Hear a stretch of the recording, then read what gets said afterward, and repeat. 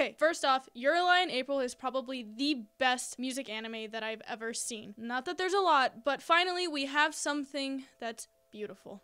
I'm going to start off by talking about some of the complaints that I have about this and some of the things I liked and didn't like. So if you're watching this video and you haven't watched it yet, you're safe for now, I think. One thing that really bothered me was how much they would sweat on stage. I know it gets really, really hot up there sometimes, but there is no need for someone to sweat that much while playing the piano or violin. I'm sorry. That is reserved for Barrage or Apoptolyptica. Apoptolyptica.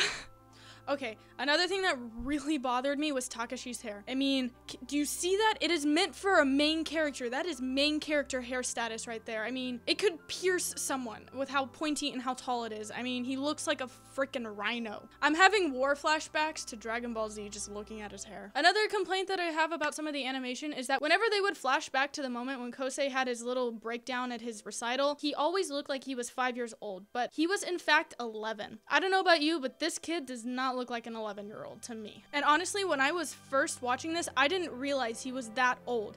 I thought he was just a 5-year-old or something playing the piano, but no, that's not what's happening. I tried to understand like why they could possibly have him looking so young, and I kind of came to the conclusion that they really wanted to differentiate between the Kosei that we see now and the Kosei that we saw in the past.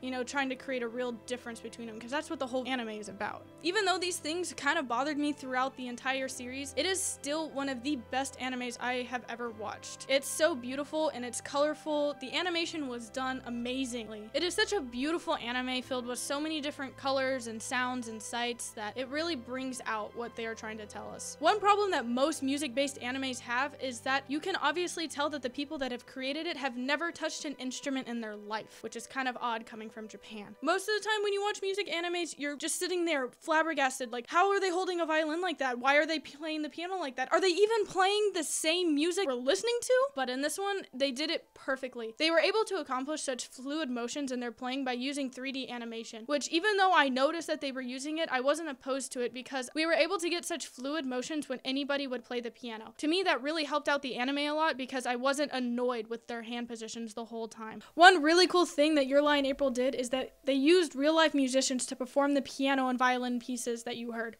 Here are their names. Here's the piano guy. Here is the violin girl. They're both very famous. The reason why I think this is so important to the show is that they played the pieces specifically for Your Lie in April. So they were able to put the emotions in it. When they recorded these piano pieces, he felt the angst and the confusion that Kosei was feeling, and he put that into the music. I don't know if any of you were able to actually really see or feel that, but it definitely helped for the mood of the entire show. That's just something I wanted to point out because, as we all know, these pieces are very famous and have been played millions of times by thousands of people. That was really cool of them to actually put the emotion into it, because one of the main things that the anime actually centers around is that you have to find yourself and you have to put emotion into your playing. You can't be a human metronome. Also, on a side note, before I go into more detail about the anime, I would strongly suggest watching it over reading it, because Your Lie in April is all about colors and music, and when you read the manga, it's black and white, there's no color, there's no sound, obviously, so I would strongly advise that you watch it and then read it, because reading it, you're gonna get a little bit more information. With saying that, if you have not watched it, do not watch any further in this video. I will spoil things, so please, if you're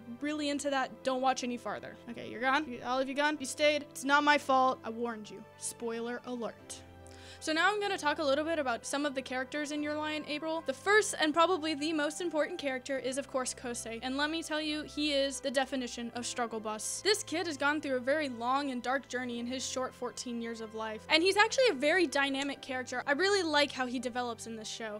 In the beginning, we are shown that he is living in a very monotone, boring, emotionless world due to events in his life. Kosei really stays in this emotionless and monotone world until we get to episode 13. Episode 13 is a very critical point for his development. This is when he truly becomes a free butterfly, if you will. Of course, leading up to episode 13, he has little small moments of happiness with Kaori. But honestly, all those little moments did not mean that he was free. He was never truly able to become free because he had created this image of his mother in his head, and that image was finally released in episode 13. And the very unfortunate part about episode 13 is that his freedom only lasts for a small section of time before he plummets back into sadness. But thankfully, our little struggle bus has learned to deal with his troubles in much more constructive ways. And that is all thanks to Kaori. And so that's basically all Kosei is. We are given this character at the beginning and he evolves throughout the show. And it's really great to see it and it's very uplifting while sad at the same time. I was happy that Kosei was finally being able to play the piano, but then there's all of this stuff with his love dying. It's really sad. TLDR for everything I just said, we have a character in the beginning who's sad and he ends up happy. Before I talk about Saki, who is Kosei's mother, I think I need to take some time out to explain the relationship that these two have because it's really complicated. At least for me, I think it's complicated. At first, it might seem really strange to you how Kosei could even entertain the idea that his mother was still okay and that everything that had been done to him was okay. But you have to keep in mind that Kosei was a little kid at the time of all of this abuse. So to him, it wasn't wrong. He was abused because he wasn't playing the right notes. He took the beatings because he wasn't doing what his mother told him to do. And while we all know as grown-ups that this is not right and in no way should ever be done, to him, it's not wrong. We can see this in the beginning because he's always saying, only I am on mom's side. So we can see that he still has very strong attachments to his mother, even though she's abusing him the way she is. So that's kind of how I wanted to explain it. So don't just immediately jump to saying, oh, Kosei's so crazy. How could he ever love his mother after doing that? Just to give you a little perspective, there you go. And keeping that in mind, I will now jump into talking about Saki herself, who is a very interesting character. In the very beginning, I could tell that she was not a good influence on his life. The images that we have of her are very dark, really scary. I was personally scared of her. She looked like the Grudge to me. All of the images that we were shown of her were very intimidating and very present in Kosei's mind. But again, episode 13, we see that she is not this way at all. Well, she kind of is a little. As the anime progresses, we are shown more and more happy memories that Kosei has shared with his mother, and not just the beatings and the cruelty that he had to endure. So even before episode 13 happened, I could tell that Saki really loved Kosei. But as we can see, she was suffering with some sort of disease. We don't know what this disease is, but I'm going to assume it's some form of ALS maybe. I think that's a pretty common theory that people have. But when people are faced with death, they become crazy in a sense. Some face it very gracefully, while others go off the deep end. So Saki is faced with death, very imminent death, and she has a small child. And she realizes that the dad is basically out of the picture because he's never home, always away working. So she felt this strong sense of motherly duty to give her child something that he could sustain his life with, which is why she kind of went crazy. She was so obsessed with giving Kosei something that he could really make a career out of that she lost sight of how she should treat her child. We are able to see this in episode 13 when she kind of breaks down saying that she wanted to leave him something. And the only thing she could really give him was piano playing skills. She went really crazy with drilling in the basics because she knew that as long as he had those basic skills, he could find himself some other time. But she had a very finite amount of time to give him what he needed. Now, I bet some of you are saying, but that's not true at all. She really didn't like Kosei. Because I know you all are looking back to that one scene when she says, I want you to achieve what I couldn't. And again, I'm going to tell you it's a motherly thing. Most parents want their kids to achieve what they couldn't. So this is just her being a parent, basically. She wants Kosei to have everything that she couldn't now that she's dying. So there you go. Now we're going to move on to our little angel Kaori. Where do I even start with her? For the most part, she's going to play the part of the guardian angel for Kosei. We can clearly see this as she wears white at her concerts, which to me symbolizes angelic things. But this guardian angel position also goes in reverse. Kosei is her guardian angel too because she's about to give up on life and he gives her something that she can live for. So she decides to live and struggle on. Every time I saw her on screen, I would just feel so uplifted and motivated to do everything. Even when she was sick and dying, she still gave off this aura of just happiness, which is honestly really hard to do for a kid if you're faced with death. So I applaud her. She's great. Kaori is a very important part of Kosei's journey. And the main thing that I want to point out, if you didn't notice this already, is that she is basically a replacement mother. She has the same disease and she has the same influence on his life that his mother did. So that is very important in this whole scheme of things because in this anime, it's all about contrasting different things that have happened in his life. And now to add to the list, we have the contrast between his mother and Kaori. But I'm not going to talk much more about Kaori because she's not really who I want to focus on because this whole anime is about Kosei and how Kosei is able to play the piano again. And she's a very important part and she adds that contrast between his past and his present. That's why she's really important to the story, and plus she just adds so much life and character. Without her, the anime would have crashed and burned. but pick a better name that I can say. Another character that I'm kind of meh about is Tsubaki. Tsubaki is just a poor little lost lamb and honestly doesn't add that much to the story besides the flashbacks that we get. I mean, she tries very hard to get Kosei to play the piano again. I mean, that is her whole goal in life. But then when he actually starts playing the piano again, she gets very upset because music is taking him away from her. She's very back and forth about the whole thing. I want him to play the piano, but I don't want music to take him away from me. But he's so happy when he plays the piano, but he's leaving me for music.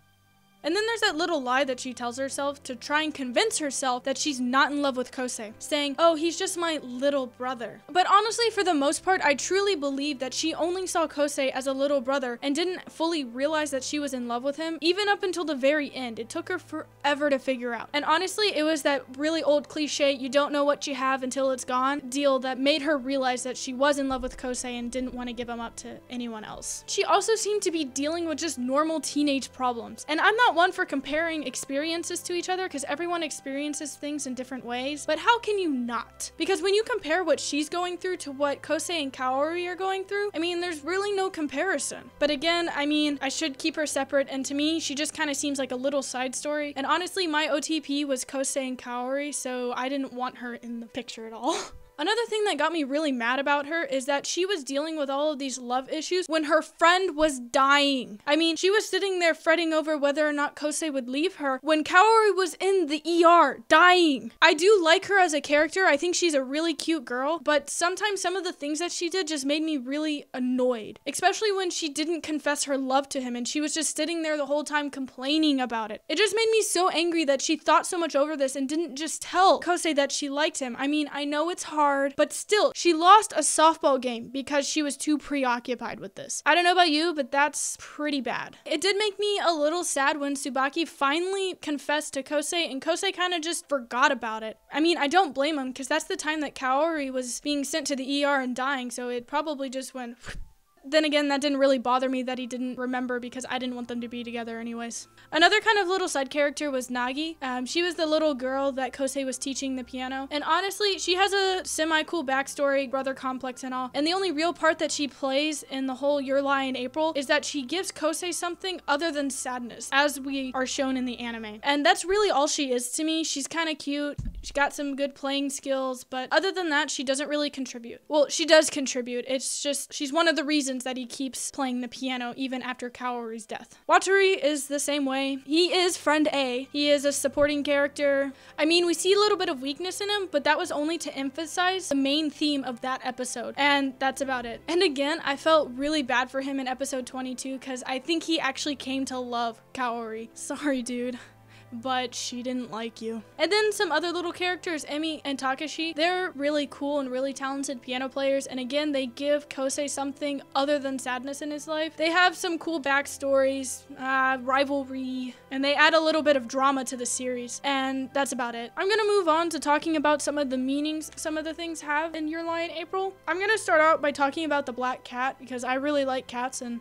they're cute. So, Chelsea was the cat that Kosei had when he was a little boy, and now as he's gotten older, it's taken the form of his subconscious. We see this a lot in animes when people have a conflict with them. They have their inner voice is something that they really loved or held dear to them, and we can see that Kosei really did love this cat and was really torn up about his mom getting rid of it. At first, it took me a while to figure out what this cat really meant to the story. I thought, oh, maybe it's his mother telling him how worthless he is or whatnot, but as the story progressed, I figured out that it was actually what Kosei was thinking the whole time. It was all of the pressure that he kept putting on himself throughout the performances. It was the little voice in his head that was telling him, oh, you're not good enough. Are you sure you're not actually Bach? But eventually, as the story progressed, I realized that the cat sounded more like inner thoughts because it didn't always say mean things. And in the end, the little self-doubt cat disappeared. It is sitting there, the train passed, and then it went away. We can see that any self-doubts that Kosei had about playing the piano have now been taken away thanks to Kaori. As I mentioned before, colors are a very important part of this anime. And one of the things that made me really sad and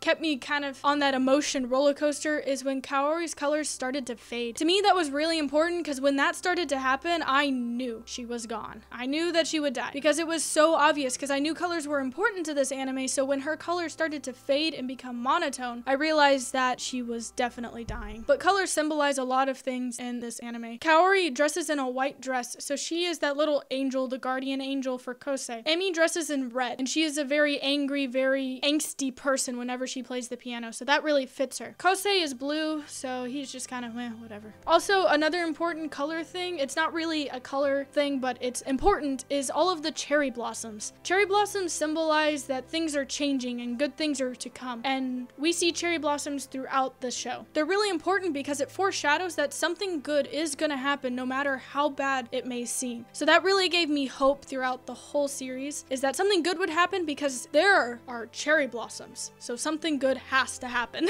And one of the really cool things I thought they did with color is in the beginning when they showed how bright and colorful the world was, and then they went and showed how Kosei saw the world, and it went very monotone. It was in that moment that I knew that you should watch the anime over reading the manga. I mean, you should still read it, but watching it's so much better. Another big thing in the series are the stars. I'm not gonna go much into the stars because while they did show up every once in a while, I don't think they were as important as the colors or the cherry blossoms or the cat. And I don't want to take up too much of your time with this video. But just to let you know, they're there and they're important, and if you want to look into that more, you're welcome to. One of the things that I really talked about with this episode is the contrast that they had. And this is really prominent whenever they would show Kosei in the past and then the Kosei in the present. They would sometimes start the anime with a flashback to something that happened in Kosei's past, and it would parallel what was happening in the actual episode. I thought that was really cool and gave the anime a little bit of more depth than it normally would have. And last but not least, I am going to talk about the lie in April, which was revealed to us in episode 22, but I'm gonna talk about it anyways. While the episode was going on, I came up with several theories about what the lie would be, and just to let you know, I was right. When I saw episode 22, I was so happy because I knew I was right. So even though they showed us that the main lie was that Kaori really wanted to see Kosei over Watsuri, there are other lies in this series, such as the lie that Tsubaki only saw Kosei as a little brother, the lie that Kosei told himself about his mother so that he wouldn't have to play the piano anymore. I mean, the whole thing is centered around little lies that people tell. So there's not just the lie that Kaori told, but there's also other lies within the series. But of course, the only one that we care about is the one that brought Kaori and Kosei together. So if you have an English project coming up and you're free to choose whatever you want, you should choose this series because it has foreshadowing, comparing and contrasting parallels. There's so many literary elements in here that you could use. Although I'm not sure your teacher would be too happy that you're doing it over anime.